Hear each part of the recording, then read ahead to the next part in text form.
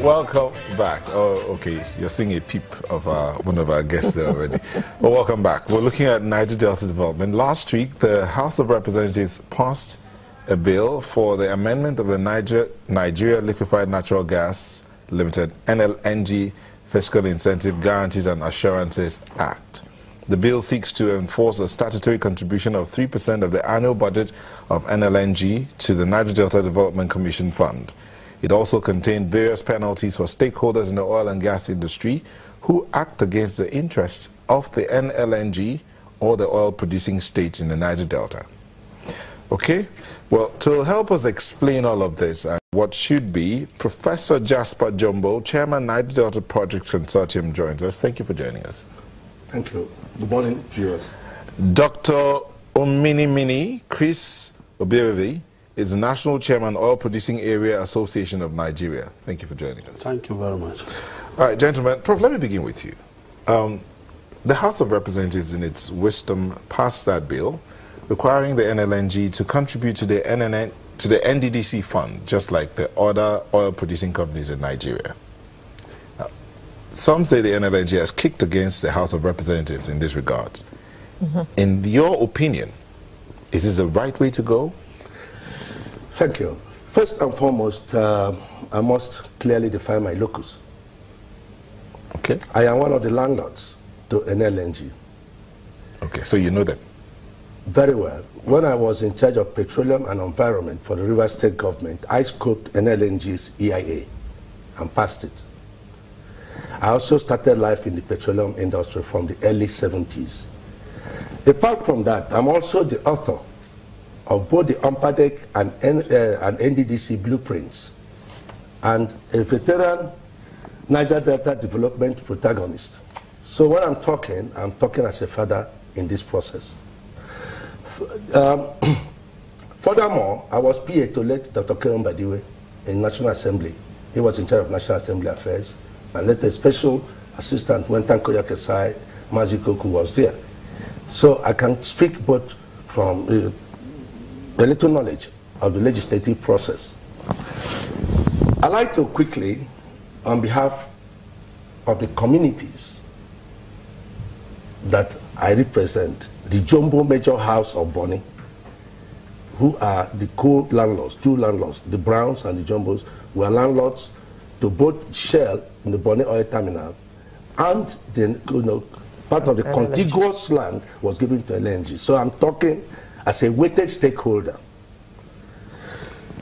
I'd like to commend the House of Representatives for their legislative responsiveness and competence in passing that amendment.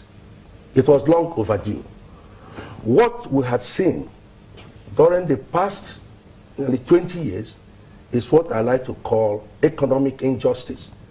Not only to we, the proximate, landlords, and those that are directly, negatively impacted, but also to the entire Rivers State and Niger Delta. And what they are trying to do, based on encountered realities after the militancy, the economic recession, the vandalization of installed national assets, the National Assembly is now trying to look at changed circumstances to adduce solutions to make sure that such encountered economic terrorism, which NLNG had perpetrated during these few years, does not bring us back to square one, and we refer to status quo and to start another militancy, start another economic recession, start another killing of Nigerians. So it is a step in the right direction, and as landlords, I am here to endorse it on behalf of the Jumbos. By the way, the Jumbos that I represent in the Bonny local government area, plus the Hearts, were 60% in terms of land mass and population of the entire local government area. So I'm talking of the greater number of people in Bonny. And I'm also speaking because I conferred with the people in Obiafu, in Soku, where gas is produced that they're using. Okay, Prof, can you just hold it? We'll take a moment and we'll come back to continue this. Please don't go away.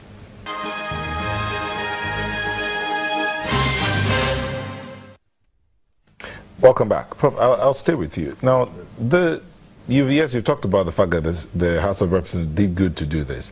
But the NLNG's argument is that they have fiscal and tax reliefs, and that their law supersedes and predates the establishment of the NDDC.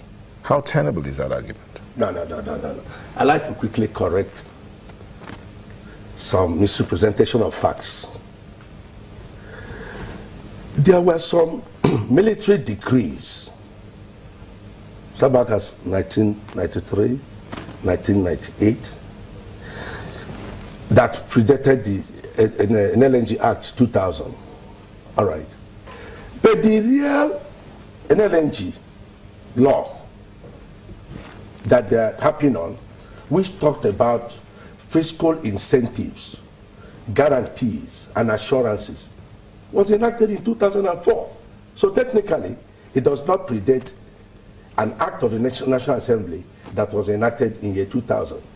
Secondly, what the NLNG is happening on, they are talking of Section 9 of that NLNG Act 2004.